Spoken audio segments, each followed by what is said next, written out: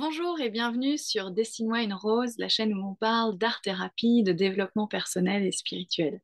Alors dans cette vidéo, je vais répondre à une question qui m'a été posée concernant le métier d'art-thérapeute.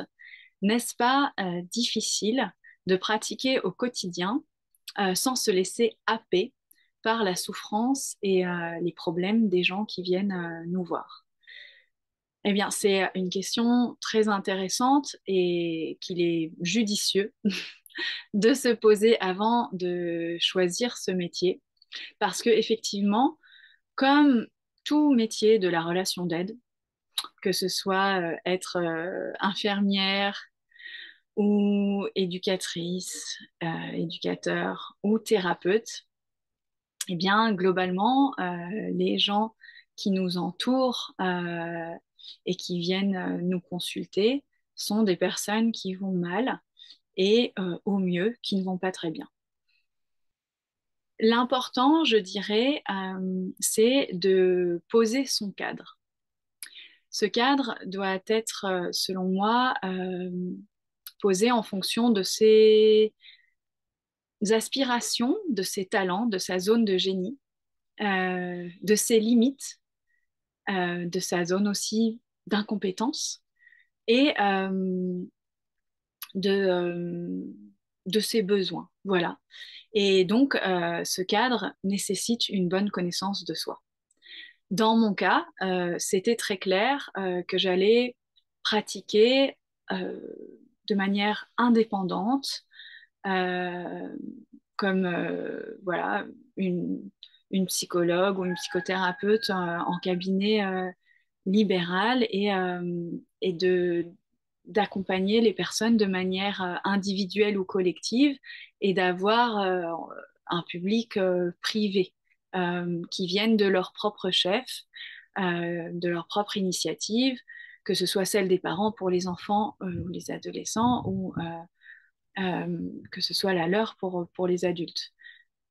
C'est parce que pour moi, c'était une évidence. J'ai pas questionné cet appel du cœur parce que voilà, c'était une évidence. Maintenant, je sais que cette évidence, me connaissant, elle fait sens parce que je suis une hypersensible, euh, que j'ai un caractère de chef et de leader et que j'aime travailler seule, euh, que la brutalité du monde m'est difficile et que j'aime particulièrement les milieux intimes et cocon. Voilà. Tout ça fait que, évidemment, travailler en milieu carcéral, intervenir en psychiatrie, accompagner des enfants en cancérologie, non, ça me ressemble pas. Et c'est pas parce que je suis pas assez forte pour faire ça, c'est parce que c'est pas ma zone de génie. C'est pas là que je m'épanouis, c'est pas là que je peux donner le meilleur de moi-même. Euh, donc c'est pas une question de force, c'est pas une question de avoir les épaules pour ou pas, c'est une question de qui es-tu, qui êtes-vous et où est-ce que vous êtes bien, où est votre zone de génie, où sont vos talents, qu'est-ce que vous avez à offrir au monde? Et il y a de tout dans le monde. Il y a des guérisseurs, il y a des guerriers, il y a des enseignants, il y a des artistes, et on a besoin de toute cette variété. Il y a des piliers, il y a des fées légères et, euh, et sautillantes. Et donc, en fait, en, tout ça est en parfaite harmonie. Donc, l'important, vu que tout le monde a sa valeur à ajouter et tout le monde a sa contribution à offrir, eh bien l'important c'est juste que vous soyez là où c'est juste pour vous et où vous êtes aligné dans dans votre espace en fait. Donc ça c'est le premier point. Le deuxième point qui est important, c'est de ne pas se poser en sauveur. Effectivement, les gens qui viennent Bah, comme j'ai dit, ils viennent parce qu'ils sont en difficulté, plus ou moins lourde, mais globalement, ils ont des problèmes, ils ont des souffrances et donc ils vont pas bien, voire très mal. Le thérapeute ne doit pas prendre sur ses épaules la responsabilité d'un quelconque résultat euh, ou d'objectif. Pour moi, une thérapie et un accompagnement a des intentions. Elle n'a pas d'objectif. Et en fait, cette intention qui est posée au début de l'accompagnement peut être redéfinie au fil des séances parce que ça s'approfondit.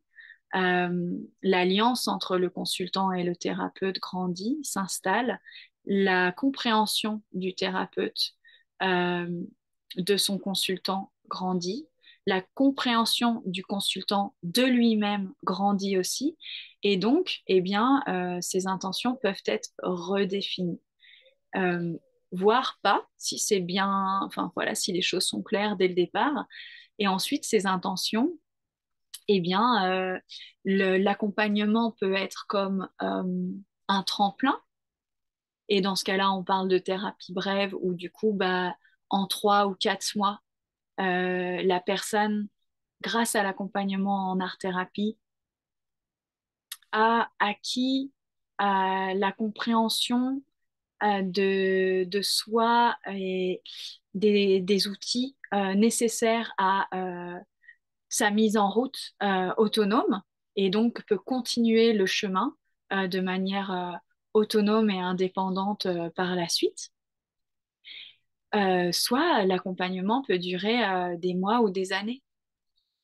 Et en fait, ceci n'est pas de la responsabilité du thérapeute parce que le consultant est toujours acteur de sa vie, acteur de ses prises de conscience, acteur de ses transformations intérieures et de sa métamorphose en fait. Quand je parle de métamorphose, je parle de déconditionnement, de libération de schémas bloquants et d'émancipation, de réalignement et d'enfin devenir soi-même en fait.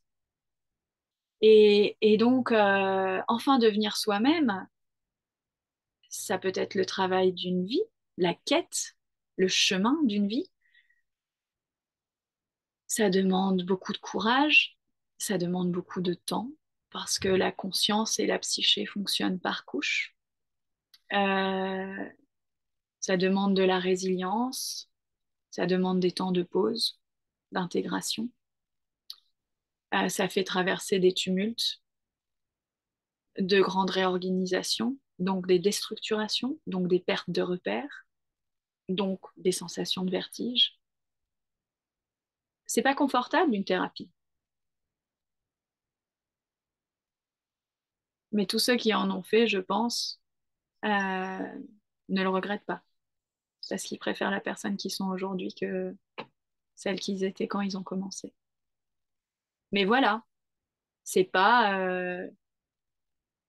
c'est pas comme un régime, voilà, on me donne 3 repas par jour, Weight Watchers, je le fais pendant 4 semaines, paf, j'ai des résultats, je monte sur la balance, il y a un mois, et puis je suis content, contente. C'est pas du tout ça. Donc, du coup, c'est vraiment très important que le thérapeute se pose en guide. C'est un guide accompagnant, un accompagnateur. Il peut être guide de haute montagne ou guide de chemin de côte, plat. Tout dépend de l'histoire et du parcours du consultant et tout dépend de ce que le consultant, lui, veut vivre, veut traverser, est prêt à traverser. C'est sa propre aventure, en fait. C'est lui qui choisit la route. Et, euh, et du coup, bah, en position de guide, euh, il peut pas, le thérapeute, se fixer d'autres objectifs qu'en fait euh, être voilà, professionnel, c'est-à-dire assurer la sécurité, ne pas mettre le consultant en situation d'instabilité non gérable. Enfin, vraiment, prenez cette métaphore au sérieux sur le guide de randonnée, que ce soit de haute montagne ou de chemin pédestre. C'est, c'est, c'est vraiment ça. C'est d'être capable, en cas d'accident, qui est un accident qui arrive dans la vie donc, du consultant entre les séances, donc si on prend l'image, une foulure de cheville, euh, d'être capable d'apporter les outils, d'apporter une écoute, d'apporter euh, une reformulation qui permet au consultant de reconnecter à ses ressources et ses forces intérieures, d'être capable de lui-même ou d'elle-même gérer cette foulure, etc. Parce que voilà, pendant une thérapie, il peut y avoir plein de remises en question dans une vie personnelle ou professionnelle grâce aux prises de conscience de la thérapie. Donc du coup, ces remises en question peuvent être à l'instar de foulures de cheville, parce que les repères changent, parce que momentanément, il y a quelque chose qui fait mal, parce que quelque chose émerge et ça dit aïe. Mais c'est ça une thérapie. C'est de la déconstruction du dysfonctionnel pour reconstruire sur des bases saines et pérennes. Donc, bien sûr que c'est un travail sérieux et qui s'installe dans le temps. Et encore une fois, voilà, le thérapeute n'a pas à porter sur les épaules un quelconque objectif ou des indicateurs de résultats. Il doit être professionnel, avoir une éthique et être responsable, lui, en tant que guide. Mais, euh, mais chacun a sa responsabilité, en fait, et ça, c'est très important à avoir. Et enfin, le troisième point que j'aimerais vous partager, c'est par rapport à l'énergétique. Vous savez que j'ai une approche énergétique, euh, que ça fait partie non seulement de ma vie professionnelle, mais aussi de ma vie personnelle, évidemment. C'est ma conception de la vie, ma compréhension, ma vivance de la vie. Et donc, bien sûr que les gens arrivent avec leurs énergies, qui sont pas toujours bonnes. Ces basses vibrations peuvent être dues à des états émotionnels, on va dire négatifs, tristesse, colère, peur, etc. C'est les plus faciles à gérer. Et comme il peut y avoir des personnes qui arrivent, parce que quand on est dans des basses vibrations, c'est banqué pour les parasitages énergétiques. Donc, comme il peut y avoir des petits trucs pas très cool, pas très cool, pas très cool. Très important d'avoir des protocoles énergétiques quand vous êtes thérapeute. Il y en a sans avoir en fait cette approche énergétique, ils le font sans s'en rendre compte. Alors, il y en a qui s'en rendent pas compte et du coup ils sont tous déprimés ou ils sont tout lourds à la fin de leur journée et effectivement leur métier les pèse. Mais il y en a qui sont plus intuitifs et en fait, naturellement, ils ouvrent les fenêtres, ils mettent un petit pchit-pchit, ils mettent de l'encens. En fait, ils ont l'impression de faire ça juste parce que c'est du bon sens, alors qu'en fait, ça fait partie d'une hygiène énergétique. Et puis, on peut aller plus loin dans les protocoles énergétiques, qui est en plus d'aérer la pièce, en plus de de poser en conscience des huiles essentielles ou de l'encens ou de s'entourer de pierres, etc. C'est voilà, de soi-même, euh, euh, en début de journée, en fin de journée, déjà avoir des habitudes énergétiques qui permettent de maintenir sa vibration d'origine, de soi-même se nettoyer des basses vibrations que l'on a émises consciemment ou inconsciemment ou qui ont été projetées sur nous consciemment ou inconsciemment. Donc ça, matin et soir. Mais ça, même si vous n'êtes pas thérapeute, hein, je vous le conseille. Et puis, avant chaque séance et en fin de chaque séance, refaire un petit protocole comme ça. Et quand vous accompagnez des personnes qui sont très chargées, dont vous soupçonnez qu'ils sont parasités, et ben là, faut que le protocole soit un petit peu plus costaud. C'est très important de vous buller. C'est très important pendant les séances par une petite gestuelle qui va pas forcément voilà, alerter le consultant, mais voilà, faire des choses qui permettent vous à l'intérieur de poser le non. de non, ça rentre pas dans mon aura, non, ça rentre pas dans mes champs d'énergie. Oui, je reste dans ma lumière et je garde mes champs d'énergie avec ce qui m'appartient.